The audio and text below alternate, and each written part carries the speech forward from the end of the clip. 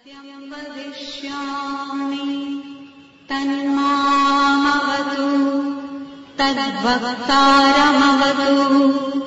अवतु माम् अवतु वक्तारम्।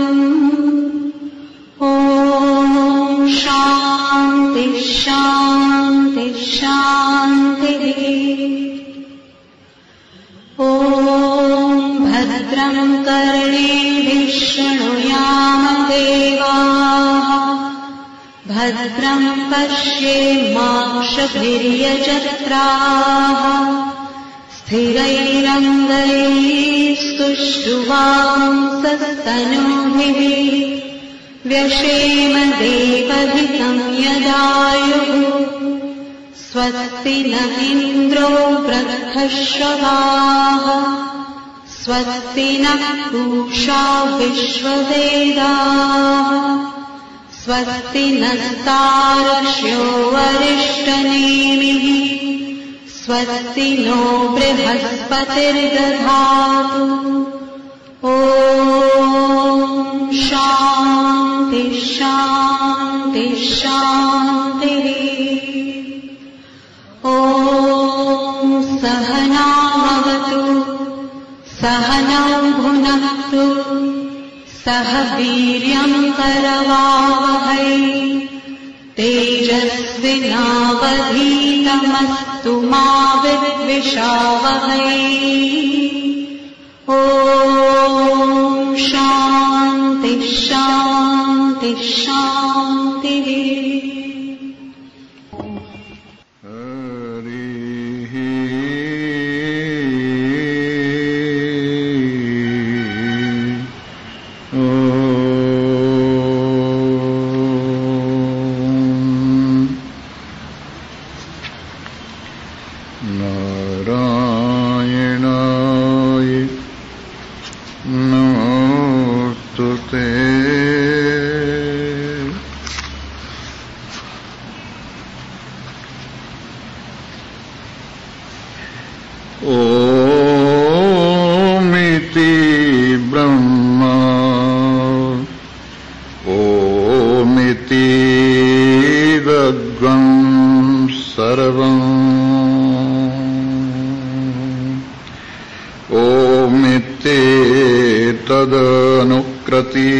स्मवाप्यो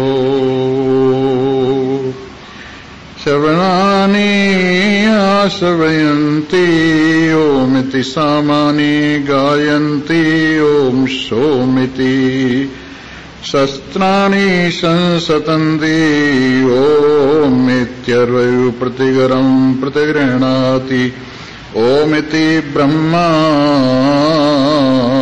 प्रस्तौति ओमित्यहोरात्रम् अनुजानाति ओमिति ब्राह्मणः प्रवदन्नाः ब्रह्मोपन्नवानिति ब्रह्मैवोपपन्नाप्नोति।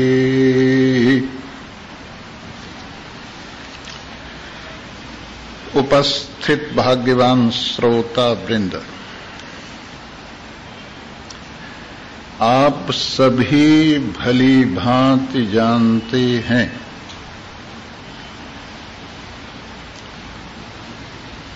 सब चराचर जगत एक ही परमात्मा से प्रकट हुआ है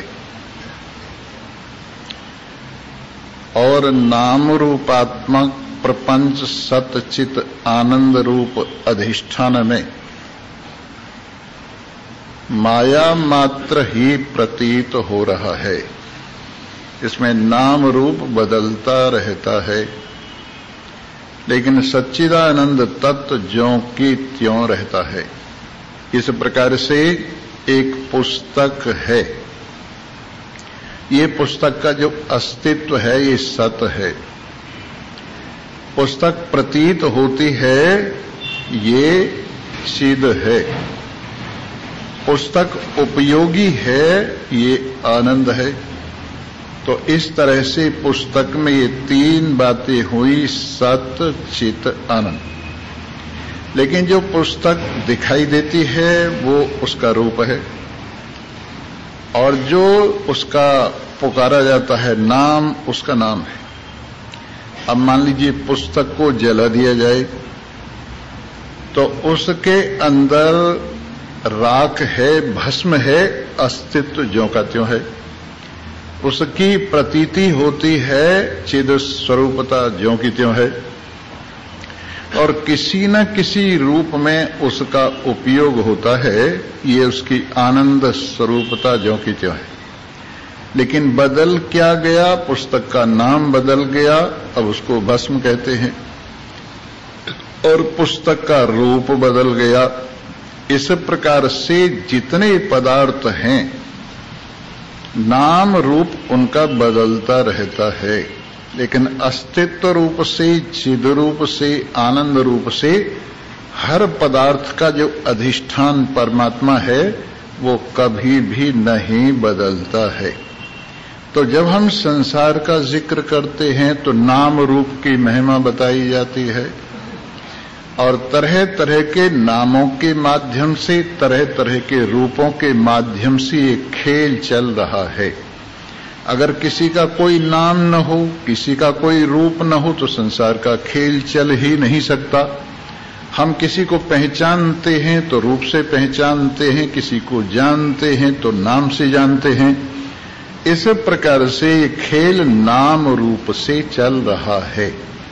इसलिए हम व्यवहार में नाम रूप की चर्चा विशेष रूप से शास्त्रों में भी की जाती है और हम भी करते हैं। लेकिन इस बदलते हुए नाम रूप की जो अधिष्ठानता है उसको भी हमें जानना चाहिए। जिस प्रकार से यदि सोना हम नहीं जानते हैं, केवल आभूषण जानते हैं, तो हम ठगे जाएंगे, क्योंकि आभूषण तो बदलते रहते हैं। उसी प्रकार से यदि हम लोहा नहीं जानते, अस्त्र शस्त्रों को ही जानते हैं, तो ठगे जाएंगे, भूले रहेंगे। इसी प्रकार हम लहरों को जानते हैं, पानी को नहीं जानते हैं, तो हम बहके रहते हैं। इस प्रकार से इस संसार की जो वास्तविकता सच्चिदानंद है वो हमें जानना बहुत जरूरी है। और उसको जानकर होता क्या है कि जब हम काम की ओर होते हैं तो नाम रूप का सहारा लेते हैं और नाम रूप के क्षेत्र में आते, लेकिन जब हम आराम चाहते हैं तो नाम रूप को छोड़ना पड़ता है और सच्चिदानंदता में विराजमान होना पड़ता है। इसलिए हर आदमी आराम चाहता है, हर आदमी चैन चाहता है, हर आदमी आनंद चाहता है। काम के बाद भी हम काम किस लिए करते हैं? इतना दुनिया भर की दौड़ भाग जो हम कर रहे हैं, किसके लिए कर रहे हैं? मजे के लिए कर रहे हैं, आनंद के लिए कर रहे हैं। हम जो तरह तरह के मकान बना रहे हैं, तरह तरह के वस्त्राभूषण प्रयोग कर रहे हैं, तरह तरह का भोजन ले रहे हैं, ये दुनिया भर की जो वैरायटीज हैं वो किसके लिए हैं? मजे के लिए हैं, आनंद के लिए हैं। और यदि आनंद नहीं आता है इससे तो फिर तो बेकार बोझ खींचना है। इसलिए आनंद की प्राप्ति के लिए और प्रकाश की रोशनी की प्राप्ति के लिए और अजरता अमरता की प्राप्ति के लिए इस सच्चिदानंद को जानना बहुत जरूरी है। इसलिए आइए सच्चिदानंद जो परमात्मा हम सबके हृदय में विराजमान है, सच्चिदानंद परमात्मा जो सभी नाम रूप के रूप में प्रतीत हो रहा है, जिसके प्रकाश से यस्य भाषा सर्वमिदं विभाति, जिसके प्रकाश से सूर्य चंद्रमा और सितारे अग्नि बिजली सभी दैदीप्यमान हो रहे हैं, ऐसे नारायण को अपने हृदय में हम दैदीप्यमान हुआ अनुभव करें और हृदय में विराजमान, जिसके लिए कल हमने बताया था आकाश ही जिनका शरीर है, ऐसा ब्रह्म सब जगह रहता है, परंतु सबसे पहले हृदय में देखना जरूरी है, क्योंकि दृष्टिम ज्ञानमयीम कृत्वा पश्येद ब्रह्ममयम जगत। अगर तेरी दृष्टि ज्ञान में होगी तो ही तू जगत को ब्रह्म रूप से अनुभव कर सकता है। और तेरी दृष्टि अगर ज्ञान में नहीं होगी तो तू ब्रह्म रूप से जगत का अनुभव नहीं कर सकता। न राग से छुट्टी पा सकता है, न द्वेष से छुट्टी पा सकता है, न मोह से छुट्टी पा सकता है, न काम से छुट्टी पा सकता है, न क्रोध से लोभ से छुट्टी पा सकता है। अब ये दृष्टि ज्ञान में कहां से आती है? आपके हृदय से दृष्टि प्रारंभ होती है। और यदि हृदय में आप परमात्मा देव का अनुभव कर लेते हैं तो आपकी दृष्टि ब्रह्ममयी ज्ञानमयी हो जाती है। और जब परमात्मा का अपने हृदय में अनुभव करते हुए दृष्टि ज्ञानमयी होती है, ब्रह्ममयी होती है, तो सारे संसार को ज्ञान में अनुभव किया जाता है, ब्रह्म में अनुभव किया जाता है, आत्म रूप से अनुभव किया जाता है। और इसका फल क्या होता? तत्र को मोह कै शोकः एकत्वम अनुपश्यतः। जो इस एकता का अनुभव करते हैं, पूरे चराचर जगत में सर्वम खलविदम ब्रह्म, ये चराचर जगत एक ही ब्रह्म है, ऐसा अनुभव करते हैं। नेह नानास्ति किंचना, यहां पर अलगाव नाम की कोई चीज नहीं है। मृत्यु से मृत्युम आपनोति यह इह नानेव पश्यति, जो यहाँ अनेक बना देखता है वो बराबर मृत्यु से मृत्यु को प्राप्त होता रहता है। इसलिए इस एकता का अवलोकन कर लेने पर न कहीं मोह रहता है, न कहीं शोक रहता है, अविद्या की परिपूर्ण निवृत्ति हो जाती है, अस्मिता से छुट्टी मिल जाती है, राग द्वेष का निवास कहीं भी नहीं रहता है, और अभिनिवेश जो मरने का डर है वो भी सदा सदा को चला जाता है। इसलिए आइए हम अपने हृदय में, अपने हृदयाकाश में सच्चिदानंद ब्रह्म परमात्मा का अनुभव करें और अहम ब्रह्मास्मि रूप से इनके साथ अपनी एकता अनुभव करें। इतना प्रेम करें परमात्मा से, इतना प्रेम करें परमात्मा से कि मैं और तू का भेद निवृत्त हो जाए और ऐसी स्थिति आ जाए कि कबीरा भला हुआ, भला हुआ हर छोटे मेरे सर से टली बलाई। कबीरा भला हुआ, भला हुआ हर बिसरे मेरे सर से टली बलाई। कबीरा भला हुआ। जब आत्मा और परमात्मा की एकता का अनुभव कर लिया गया,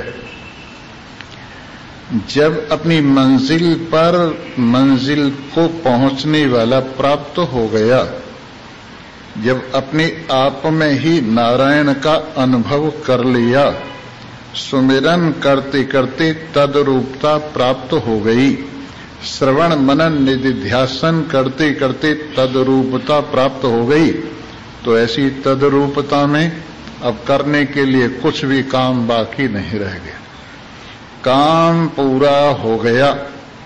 2 बार हाथ धोए जाते हैं। खाने से पहले आदमी हाथ धोता है और खाने के बाद आदमी हाथ धोता है।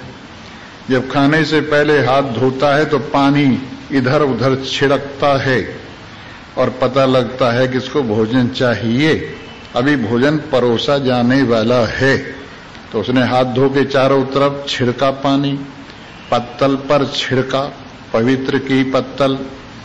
लेकिन जब भोजन कर लेता और हाथ धो लेता है तो उस वक्त मुंह पर हाथ फेरता है, पेट पर हाथ फेरता है और उसे पता लगता है इसको भोजन मिल गया है। वैसे ही जब हम नारायण परमात्मा देव सच्चिदानंद ब्रह्म का भोजन कर लेते और सच्चिदानंद हमारा भोज्य होकर हमारे साथ एक रूप हो जाता है, हमारे मन के साथ एक रूप हो जाता है। जैसे भोजन है, जब आप भोजन करते हैं तो आपके शरीर के साथ एक रूप हो जाता है, आपके मांस के साथ एक रूप हो जाता है, आपके रक्त के साथ एक रूप हो जाता है, आपकी हड्डियों के साथ एक रूप हो जाता है, आपके पूरे शरीर के साथ एक रूप हो जाता है। तो जिस तरह से किया हुआ भोजन पूरा आपके साथ एक रूप हो जाता है, वैसे भी नारायण जब अपने आप में ऐसे समाएंगे कि हमारे साथ एक रूप हो जाएंगे और मैं तू का भेद निवृत्त हो जाएगा। तो ऐसी स्थिति में ये निश्चिंतता का वर्णन किया है कि कबीरा भला हुआ हरि बिसरे, मेरे सर से टली बलाई। कबीरा भला हुआ हरि बिसरे, मेरे सर से टली बलाई। कबीरा भला हुआ। जब मैं थी तब हरि नहीं, अब हरि है मैं नाही। जब मैं थी तब हरि नहीं, अब हरि है मैं नाही। प्रेम गली अति साकरी, जामे दो न समाए। कबीरा भला हुआ भाई, जामे दो न समाए। कबीरा भला हुआ हरि बिसरे, मेरे सर से टली बलाई। कबीरा भला हुआ। लाली मेरे लाल की, जित देखूं तो लाल। लाली मेरे लाल की, जित देखूं तो लाल। लाली देखन में गई, मैं भी हो गई लाल। कबीरा भला हुआ हरि बिसरे, मेरे सर से टली बलाई। कबीरा भला हुआ। जिन नैनन प्रियतमों बसे, पर छवि कहाँ समाए। भरी सराय कबीर लक, कोई पथिक उबरो जाए। कबीरा भला हुआ हरि बिसरे, मेरे सर से टली बलाई। कबीरा भला हुआ हरि बिसरे, मेरे सर से टली बलाई। कबीरा भला हुआ। हम मरे तो हरि मरे तो हम मरे नहीं, हमरी मरे बलाई। हरि मरे तो हम मरे नहीं, हमरी मरे बलाई। साचे गुरु का चेला, कोई मरा न मारा जाए। कबीरा भला हुआ हरि बिसरे, मेरे सर से टली बलाई। कबीरा भला हुआ हरि बिसरे, मेरे सर से टली बलाई। कबीरा भला हुआ। बहुत दिनों मैंने रटा, कहा राम ही राम। अब मेरा राम मुझको भजे, और मैं करूं आराम। कबीरा भला हुआ हरि बिसरे, मेरे सर से टली बलाई। कबीरा भला हुआ। आइए हम परमात्मा की सर्वव्यापकता का अनुभव करें। आइए हम परमात्मा की सर्वाधिष्ठानता का अनुभव करें। आइए हम अपने आप सहित चराचर जगत में एक नारायण का अवलोकन करके परम शांति का लाभ करें। हर दिशा में जो रहता है, हर देश में जो रहता है, हर वस्तु में जो रहता है, ऐसा नारायण उसके साथ अपनी एकता अनुभव करके हम भी अपने आप में सर्वव्यापकत्व अनुभव करें। आज की श्रुति है ओम इति ब्रह्म, ओम इति तम सर्वम। ओम ये ब्रह्म है। ब्रह्म का तात्पर्य आपको मैं बताऊं। ब्रह्म का तात्पर्य है जो अपने आप विस्तार करता करता हुआ सब कुछ रूप धारण कर ले, उसका नाम ब्रह्म है। ब्रंगणे धातु से ब्रह्म बनता है और जिसका अर्थ है विस्तार को प्राप्त हुआ। जो अकेला ही विस्तार को प्राप्त होकर समस्त लोक लोकांतरों के रूप में विराजमान हो गया है, जो अकेला ही अपने विस्तार से, अपनी माया से सभी प्राणियों के रूप में विराजमान हो गया है, जो अपनी माया से सभी सितारों के रूप में विराजमान हो गया है, चराचर जगत के रूप में विराजमान हो गया है, ऐसा ब्रह्म ओम ही है। और इसको अच्छी तरह से समझना है तो आइए थोड़ा सा मांडूक्य उपनिषद पर विचार करते हैं। मांडूक्य उपनिषद में कुल 12 मंत्र हैं। यद्यपि उसके ऊपर जो बहुत बड़ी गौड़पादाचार्य जी ने कारिका लिखी है, भगवान शंकराचार्य जी ने उस पर बहुत अच्छा भाष्य किया है, उससे वो बहुत विस्तार को प्राप्त हो गई है। लेकिन वैसे मूल रूप से जो नैगम प्रकरण है वो 12 मंत्र ही हैं। और मांडूक्य का तात्पर्य क्या है? जिस तरह से मेढक होता है और वो छलांग लगाता है, वैसे ही मंडूक की तरह से, मेढक की तरह से हम परमात्मा की ओर, अपने स्वरूप की ओर, अपने अंतर्यामी की ओर, अपने आत्मा की ओर छलांग लगा रहे हैं। और कुल 3-4 छलांगों में आप अपने घर पहुंच जाएंगे। जहां आप टिके हुए हैं वहां से शुरू करते हैं हम और आप सभी। तो कहते हैं जो ये स्थूल संसार है जो दिखाई दे रहा है, ये और इसका अभिमानी चेतन दोनों को मिलाया जाए तो ये विराट कहलाता है। ये स्थूल संसार और स्थूल संसार का अभिमानी चेतन, इन दोनों को मिलाकर विराट कहते हैं। जब विराट का वेदों में वर्णन आया तो कहा सहस्र शीर्षा पुरुषः सहस्राक्षः सहस्रपाद। ये पुरुष ऐसा है जिसके हजारों सिर हैं, ये पुरुष ऐसा है जिसके हजारों आंखें हैं, ये पुरुष ऐसा है जिसके हजारों कान हैं, ये पुरुष ऐसा है जिसके हजारों पैर हैं। इस प्रकार से ये हजारों पैर, हजारों आंख, हजारों कान और हजारों सब कुछ जो कुछ संसार में है, सब उसी के हाथ पैर हैं। इस तरह से पूरे स्थूल संसार में, स्थूल जगत में जो परमात्मा की चेतन सत्ता विराजमान है, उसको और स्थूल संसार को मिला करके विराट कहा जाता है। और विराट पुरुष की स्तुति वेदों में आपने सुनी ही, हजारों जिसके सिर हैं।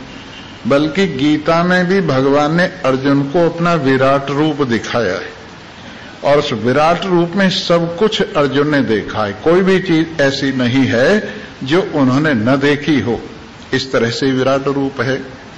और हम जो व्यष्टि में, कहना चाहिए इंडिविजुअल हैं, उसमें जागृत अवस्था है, स्थूल शरीर है और 19 मुख हैं, 5 ज्ञानेन्द्रिय, 5 कर्मेंद्रिय, 5 प्राण, मन, बुद्धि, चित्त, अहंकार। ये 19 मुख हैं, 7 अंगे हैं और बाहर की ओर वृत्ति है, स्थूल पदार्थों का भोग है। ये कहलाता है विश्व। यहां जीव का नाम विश्व है। व्यष्टि में विश्व है, समष्टि में विराट है। इन दोनों को मिला दिया जाए तो ओम की आकार मात्रा होती है। ओम में 3 मात्राएं हैं, ए, उ, म। अब आप बोल के देख लीजिए, औम औम औम। ये ओम की कितनी मात्राएं हुई? 3 मात्राएं। तो पहली ओम की मात्रा है विराट और विश्व। ये जागृत अवस्था का जो भाव है, ये आकार मात्रा से संबोधित किया गया। इसके बाद स्वप्नावस्था है और उसमें सूक्ष्म जगत है और सूक्ष्म जगत का अभिमानी चेतन, इन दोनों को मिलाकर के हिरण्यगर्भ बोलते हैं। इसका नाम हिरण्यगर्भ है। और यूं समझिए, वेद में भी मंत्र आता है, हिरण्यगर्भः समवर्तताग्रे भूतस्य जातः पतिरेक आसीत् सैदाधार पृथ्वीं च द्यामुते मां कस्मै देवाय हविखा विधेम। इस स्थूल संसार से पहले सूक्ष्म संसार और सूक्ष्म परमात्मा की शक्ति हिरण्यगर्भ होती है। भूतस्य जाता है, उसी से सब प्राणियों का जन्म होता है और इन सबको धारण करने वाला स्थूल जगत को सूक्ष्म जगतस्थ परमात्मा की महिमा है। इसको हिरण्यगर्भ कहते हैं। इसके बाद जो स्वप्नावस्था है और उसमें 19 मुख हैं, 7 अंग हैं, वृत्ति अंतर्मुखी है, सूक्ष्म पदार्थों का भोग है। ये स्वप्नावस्था वाला जो जीव है, इसका नाम समझिएगा तेजस है। ऊ का अर्थ है दोनों तरफ जो मिला हुआ है, एक तो जागृत के साथ मिला हुआ है और एक स्वप्न के साथ मिला हुआ है। यहां स्वप्नावस्था में दोनों के साथ मिला हुआ है, जागृत के साथ भी मिला हुआ है और सुषुप्ति के साथ भी मिला हुआ है। संसार से सोया हुआ है इसलिए सुषुप्ति के साथ मिलता है, और संसार को देख रहा है इसलिए जागृत के साथ मिलता है। उभय भाव होने के कारण इसका नाम ऊ मात्रा है। तो हिरण्यगर्भ और तेजस ये दोनों मिलकर के ओकार मात्रा का अर्थ है। इसके बाद जो कारण जगत है जिसको माया कहते हैं, माया और उसका अभिमानी चेतन ये दोनों मिलाकर के ईश्वर कहलाते हैं। और यहां कारण शरीर या अविद्या जिसको कहा जाता है वो और इसका अभिमानी चेतन प्राज्ञ कहलाता है। तो प्राज्ञ और ईश्वर दोनों मिलकर के मां मात्रा है। इस तरह से ओम का अर्थ हुआ अकार उकार मकार, जिसके अंदर आ गया स्थूल जगत और उसका अभिमानी चेतन, और स्थूल शरीर और उसका अभिमानी चेतन जागृत अवस्था वाला, ये दोनों मिलकर के विराट और विश्व अकार मात्रा से कहे गए हैं। मात्रा माने तोलना, अकार के द्वारा इनको तोला गया है। इसके बाद जो सूक्ष्म जगत और उसका अभिमानी चेतन दोनों मिलकर के हिरण्यगर्भ कहलाता है। और यहां स्वप्नावस्था में इसका नाम तेजस है। ये दोनों मिलकर के ओकार मात्रा से कहे गए हैं। इसके बाद जो माया है और उसका अभिमानी चेतन है, दोनों मिलाकर ईश्वर कहा जाता है।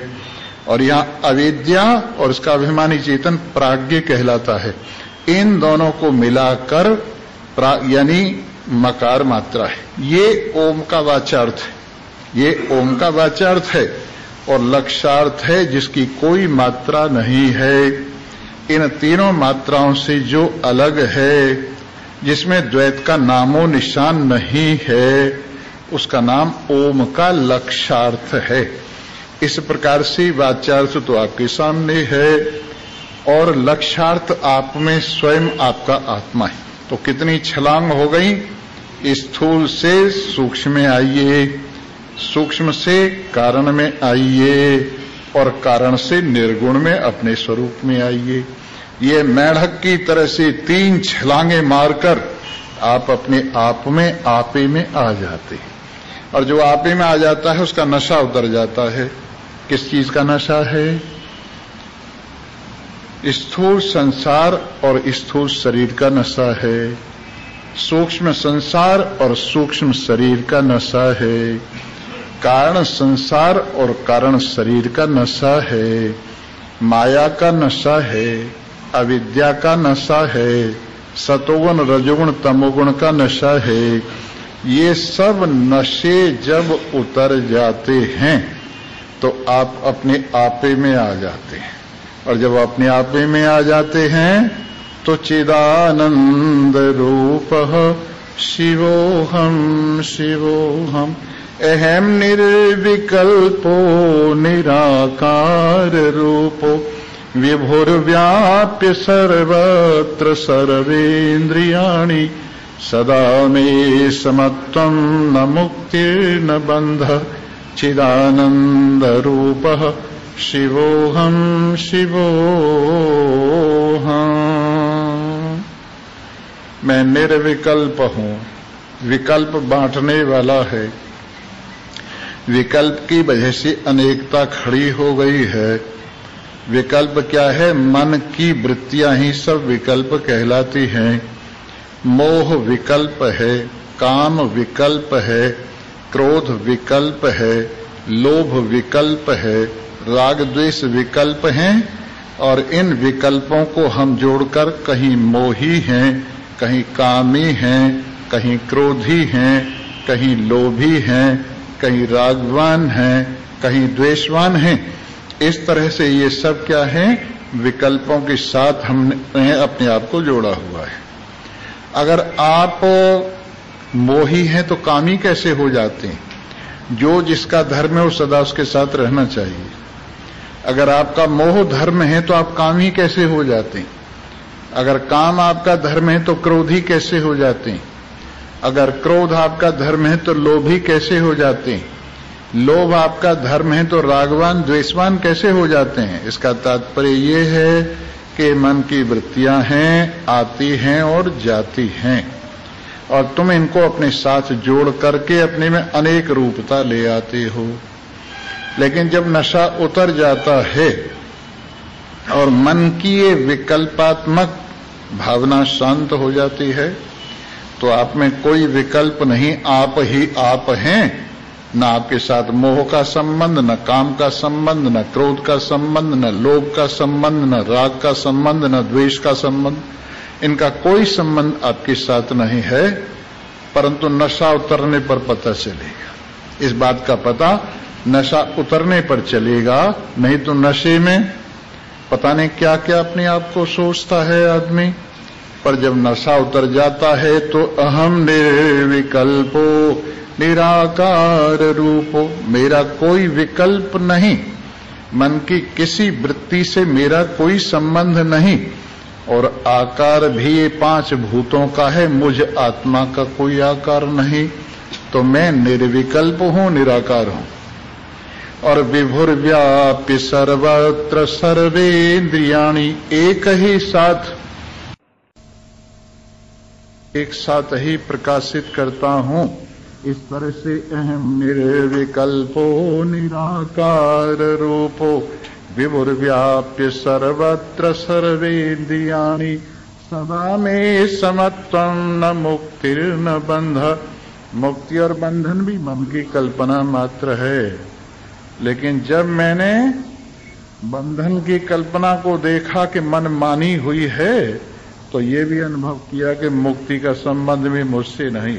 इस प्रकार से चिदानंद रूप शिवोहम शिवोहम, ये अनेक नहीं, एक ही है।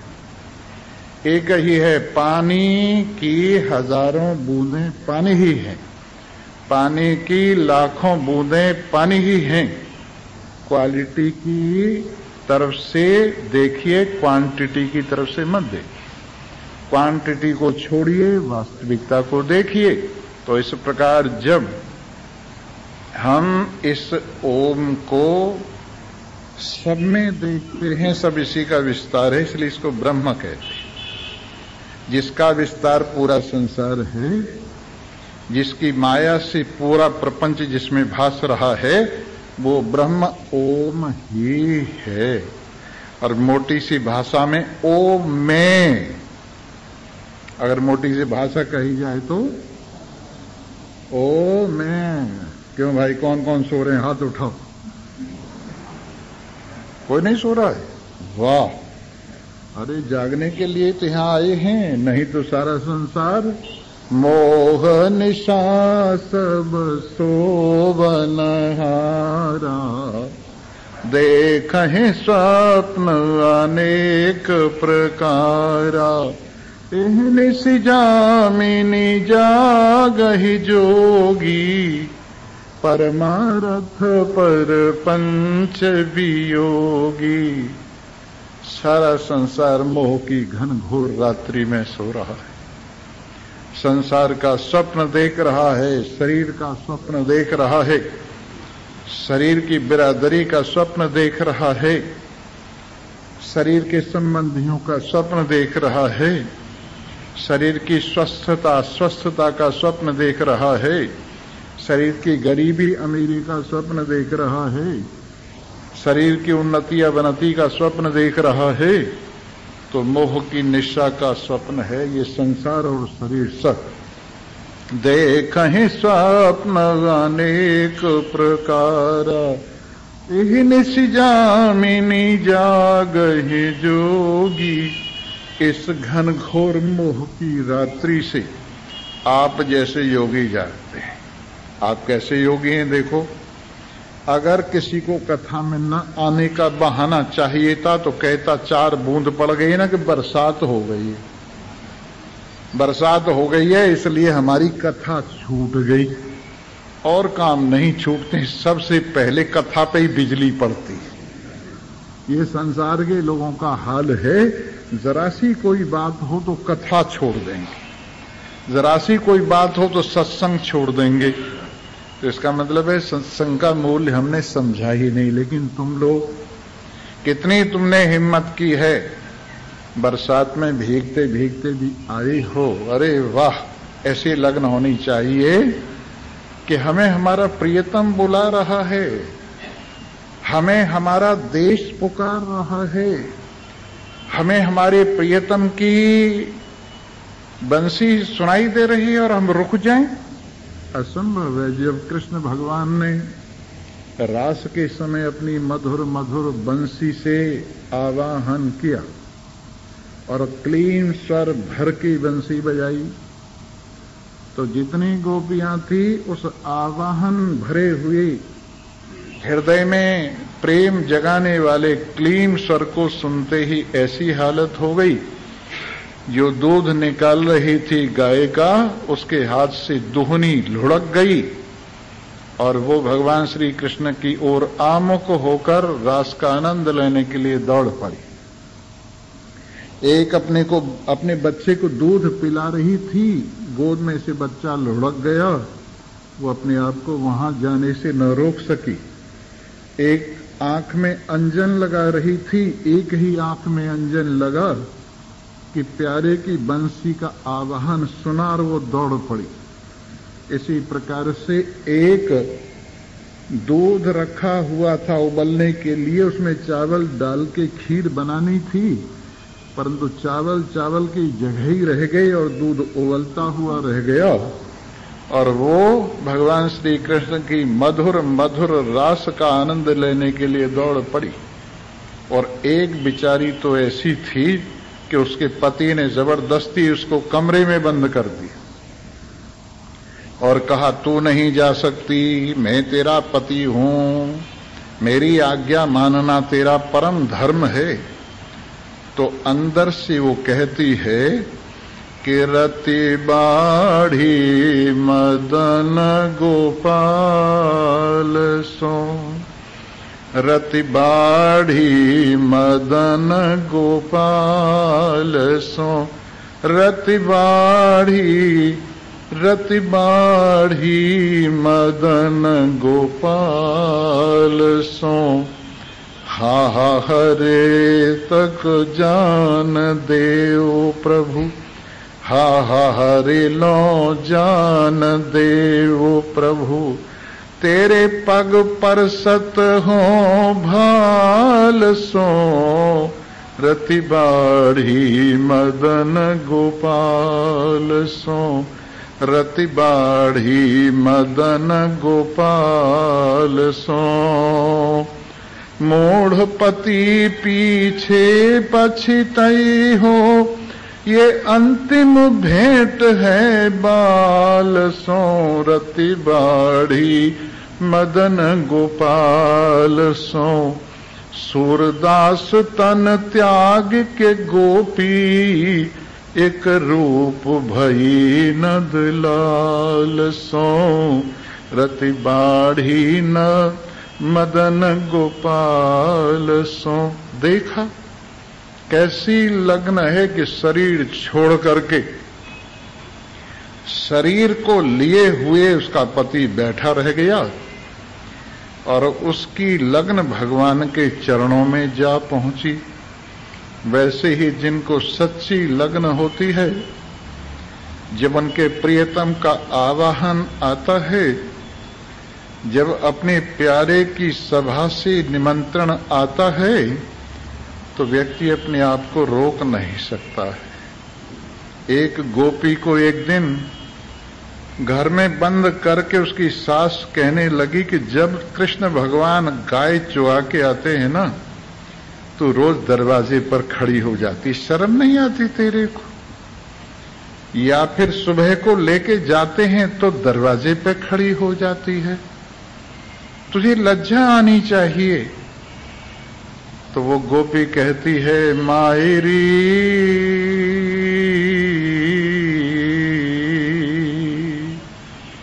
मायरी मोह पे मुस्कान सम्हारी न जय है, मायरी मोह पे मुस्कान सम्हारी न जय है, सम्हारी न जय है। सब कुछ संभाल सकती हूं, लेकिन उसकी मुस्कान नहीं संभाल सकती।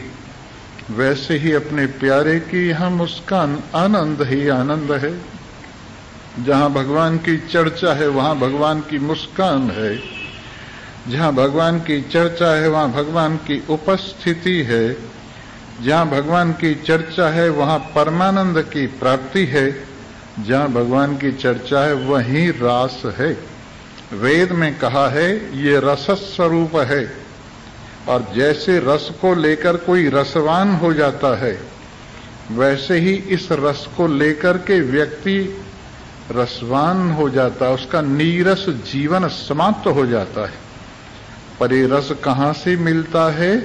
सत्संग से मिलता है, यही रास है। वो दिव्य रास भगवान श्री कृष्ण के सानिध्य में जो गोपियों ने अनुभव की, लगभग लगभग वही रास ये है जहां पर हमारी वृत्तियां आकर परमात्मा के गुणानुवाद सुनकर तत्तद रूप होती हुई परमात्माकार आत्माकार आनंदाकार होती हैं, और इस रस की अपने आप में अनुभूति होती है। जब इस रस की अनुभूति होती है तो संसार के सारे रस नीरस हो जाते। जब इस रस की अनुभूति होती है तो अपने आप में विराजमानता मिल जाती। जब इस रस की अनुभूति होती है तो जीवन रस से भर जाता है। ऐसा ओम ब्रह्म है, सब में विराजमान है, सब उसी का पसारा है, सब उसी का खेल है। कहीं से भी पानी पर से काई हटाइए, वहीं पानी पाइए। चराचर जगत में जहां कहीं समझ की दृष्टि से देखोगे, वहीं नारायण मौजूद है और दूसरा कुछ भी नहीं है। इस प्रकार आप लोग इस जलते हुए संसार में से निकलकर यहां गंगा जी में आ गए हैं, और संसार की जलन अब आपको महसूस नहीं हो रही है। इस जलते हुए संसार में आप अपने स्वरूप के बिल में घुस गए हैं, और संसार की जलन आपको महसूस नहीं हो रही है। इसलिए ओम इति दग्वं सर्वं, वाह, सुख भी ओम है, दुख भी ओम है, लाभ भी ओम है, हानि भी ओम है, अपना भी ओम है, पराया भी ओम है, अनुकूल भी ओम है, प्रतिकूल भी ओम है, ओम ही ओम है। ये सब कुछ ओम ही ओम है, और ओम ही ओम है माने सब परमात्मा है। तेरे फूलों से भी प्यार, तेरे कांटों से भी प्यार, जो कुछ दे दे तू सरकार, हमको वो ही है स्वीकार। तेरे फूलों से भी प्यार, तेरे कांटों से भी प्यार, जो कुछ दे दे तू सरकार, हमको वो ही है स्वीकार। जब तू फूल देता है तो तेरा हाथ हमें दिखाई देता है, जब तू कांटे देता है तब भी तेरा हाथ दिखाई देता है। फूलों पर और कांटों पर विशेष निगाह नहीं है, हमारी निगाह तेरे हाथ पर है, जो फूलों को भी देने वाला भी वही है और कांटों को देने वाला भी वही है, अनुकूलता को देने वाला भी वही है, प्रतिकूलता को देने वाला भी वही है, सब कुछ देने वाला वही है। इस प्रकार से हम आपको सब रूपों में अनुभव कर रहे हैं। इस प्रकार ओम इति एतत् अनुकृति, ये सब कुछ ओम की ही अनुकृति है। ये सब संसार भगवान की नकल है। असल क्या है? भगवान, और नकल क्या है? संसार। पर किसकी नकल है? भगवान की नकल है। गौर से देखो, अनुकृति का मतलब है जैसे एक आदमी होता है और उसका फोटो होता है, जैसे एक आदमी होता है और उसका फोटो होता है, वैसे ही पूरा संसार क्या है? भगवान की अनुकृति है। गौर से देखिए, इसे भगवान समझ में आ जाएंगे। जैसे फोटो को देखकर फोटो वाला समझ में आ जाता है, वैसे ही संसार को देखकर नारायण समझ में आ जाते हैं। इसलिए ये पूरा संसार क्या है? ओम की ही अनुकृति है। और कैसे हैं ये? परमात्मा देव अणु से अणु सर्वव्यापक हैं। और कैसे हैं? सब कोई इन्हीं का ही आश्रय लेकर बैठे हुए हैं। आश्यन्ति सर्वे, इन्हीं का आश्रय लेकर सब कोई बैठे हुए हैं। जो सुनाता है या सुनता है, सब उल्लास कर लिए बैठे हैं। ओमिति सामानी गायन्ति, सामवेद गाने वाले ओम का ही गान करते हैं। सामवेद गाने वाले ओम का ही गान करते हैं। ओम सोम इति शस्त्राणि वा संसन्ति। ओम सोम, ओम की ही अनुकृति सोम है। और ये शस्त्र क्या हैं? हमारे जीवन में शस्त्रों का भी उपयोग होता है। हमारे जीवन में, हमारे यज्ञों में भी कई तरह के शस्त्र होते हैं। जैसे छाछ होता है, झाड़ू होती है, डंडा होता है, कई चीजें यज्ञ में प्रयोग होती हैं। और वो सब भी शुद्ध की जाती हैं, तो ओम लगा करके उनको शुद्ध किया जाता। ओम सोमिति माने ओम के माध्यम से अब ये शुद्ध हो गई है। कैसी शुद्ध हो गई है? जिस शस्त्र के साथ ओम जुड़ गया है वो गलत रास्ते पर यूज नहीं होगा। जिस शस्त्र के साथ ओम जुड़ गया है वो गलत रास्ते पर यूज नहीं होगा। उसके माध्यम से यज्ञ होगा, उसके माध्यम से दीनों का संरक्षण होगा, उसके माध्यम से और बहुत अच्छे अच्छे कार्य होंगे। इस प्रकार से ये ओम, अरे जरा सा मीठा डालो, हर चीज मीठी हो जाती है। दुख में ओम डाल दो, सुख में ओम डाल दो, लाभ में ओम डाल दो, हानि में ओम डाल दो, मंत्र में ओम डाल दो, वेद में ओम डाल दो, अपने में ओम डाल लो, सब कुछ मीठा ही मीठा हो जाता है। सब कुछ मीठा ही मीठा हो जाता है। ओम की डली, अगर तुम्हें शर्म लगती हो तो मेरे से डलवा लो। तुम ले आओ अपने बर्तन और उन बर्तनों में चाहे जो कुछ ले आओ और मैं उसमें ओम की डली डालूंगा, सब अमृत हो जाएगा। तुम चाहे काम ले आओ, क्रोध ले आओ, लोभ ले आओ, राग ले आओ, द्वेष ले आओ, कुछ भी ले आओ अपने बर्तन में रख के, जैसे ही ये डली डाली जाएगी ओम की, हर एक चीज आपके लिए कल्याणकारी हो जाएगी। उसमें क्रोध भी आएगा तो अपनी बुरी आदतों पर आएगा, उस समय काम भी जागृत होगा तो भगवान के पाने के लिए होगा, उस समय लोभ भी होगा तो भगवान की कथा का होगा। इस तरह से सबका रूप बदल जाएगा अगर आप उसके अंदर ओम डालेंगे तो। और यहां तक कहा है ओम इति अधर्यो प्रतिगरम प्रतिगृहणाति। एक अधर्यो होता है, यज्ञ करने वालों में 3 होते, विशेष रूप से चौथा ब्रह्मा होता है।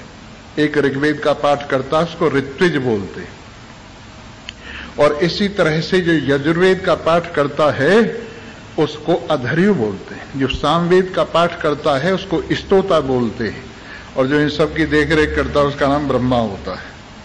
इस प्रकार से ये 4 पुरोहित हुआ करते हैं। तो ये जो अधर्यु है ये भी प्रतिगरम प्रतिग्रहणाति, प्रत्येक भाव में, यहां तक कि कोई वैसी बात भी हो उसमें भी इस ओम को ही गाते हैं। ओम का नाम लेकर ही अधर्यु अपना कार्य करता है। और ओम इति ब्रह्मा प्रस्तौति, और इसी तरह से ओम को लेकर ब्रह्मा यानी स्तुति करता है और उनको देखरेख करता है ओम के माध्यम से कि हाँ ये सब काम ठीक चल रहा है। ओम इति ओहो अनुमानानि अनुजामानी, इस तरह से ओम के माध्यम से ही पूरे संसार का खेल चल रहा है। ओम इति ब्राह्मणा प्रवक्षन् आह ब्रह्मोप प्राप्नोति ब्रह्मोप आपनोति। इस तरह से जो भी ओम को लेकर अपना कार्य करेगा वो ओम को ही प्राप्त हो जाएगा। मैंने घड़ी को कहा तो नहीं है। जैसे ही अनुवाद पूरा हुआ और मैंने घड़ी देखी तो बेचारी ठिकाने पर पहुंच गई। किस ठिकाने पर पहुंच गई? जो इसका लक्ष्य है। इसका लक्ष्य 8:30 बजे है। वैसे हम भी ठिकाने पर पहुंच गए, क्योंकि ब्रह्मविद आपनोति, जो ब्रह्मवेत्ता है वो ब्रह्म को प्राप्त हो जाता है। जो ओम कहता है वो परमात्मा को प्राप्त हो जाता है। इन्हीं शब्दों के साथ आप सभी को धन्यवाद है। अब आइए एक भजन सुनाते हैं और फिर आप अपने अपने घर जाइए। कल को बहुत बढ़िया कथा सुनाऊंगा, कल को जरूर आना। जियो तो ठाट से जियो, पियाले प्रेम के पियो। जियो तो ठाट से जियो, पियाले प्रेम। जी हाँ, आए हो किस लिए हमको बता दो इतना जरा। रो रहे किस लिए हमको बता दो इतना जरा। कह कहे मार के जियो, कह कहे मार के जियो। जियो तो ठाट से जियो, कह कहे मार के। तुम्हारे साथ त्रिलोकी हंसेगी, हंस के देखो तो। रोगे तुम अकेले, तुम जरा से रो के देखे तो। जब मैं रोने लगा सब मेरे पास से उठ के भाग गए। जब मैं रोने लगा ना सब मेरे पास से उठ के भाग गए, और जब मैं हंसने लगा तो सब इकट्ठे हो गए। इसलिए तुम्हारे साथ त्रिलोकी हंसेगी, हंस के देखो तो। रोगे खुद अकेले, तुम जरा से रो के देखो तो। प्रेम की हाट से पियो, जियो तो ठाट से जियो। प्रेम की हाट से जियो, जियो तो ठाट से जियो। सुराही इस जुबां की, कान में अमृत उड़ेलेगी। नशा दिलदार का छाए, जवानी मस्तियां लेगी। अनूठी बाट से पियो, जियो तो ठाट से जियो। अनूठी बाट से जियो, जियो तो ठाट से जियो। सर्वे भवन्तु सुखिनः, सर्वे सन्तु निरामया, सर्वे भद्राणि पश्यन्तु, मा कश्चित् दुःख। बोलो सच्चिदानंद। सर्वे भवन्तु सुखिनः, सर्वे सन्तु निरामया सर्वे भद्राणि पश्यन्तु मा कश्चित् दुःखभाग् भवेत्।